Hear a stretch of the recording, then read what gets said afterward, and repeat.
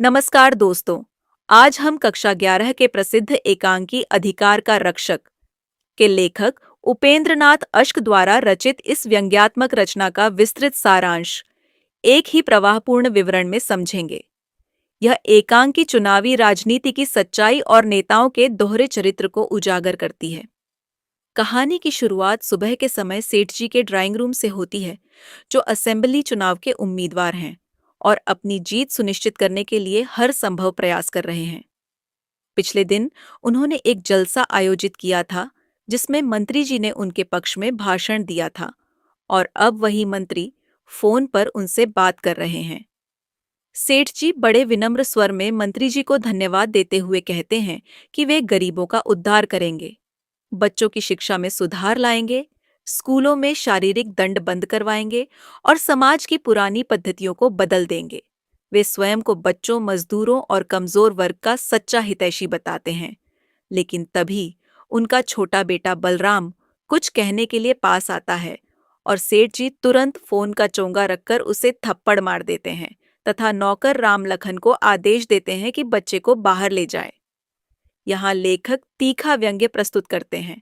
जो व्यक्ति बच्चों के अधिकारों की रक्षा की बात कर रहा था, वही अपने बच्चे पर हाथ उठाता है। इसके बाद सफाई करने वाली और रसोइयां अपनी मजदूरी मांगने आती हैं, परंतु सेठ जी उन्हें पैसे देने से इनकार कर देते हैं और अगले महीने आने को कहते हैं। जब वे आग्रह करती हैं तो वे अपमानजनक ढंग से कुछ पैसे फेंक देते हैं और क्रोधित होकर बाहर निकाल देते हैं। इसी बीच वे फोन पर मजदूरों की दशा सुधारने, समय पर वेतन दिलाने और काम के घंटे तय करवाने की बातें करते हैं।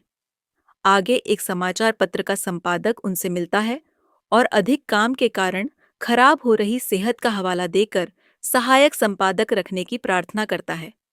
पर सेठ जी उसकी समस्या समझने के बजाय केवल थोड़ी तनख्वाह बढ़ाने की बात करते हैं और साफ कह देते हैं कि काम करना है तो करो, नहीं तो छोड़ दो।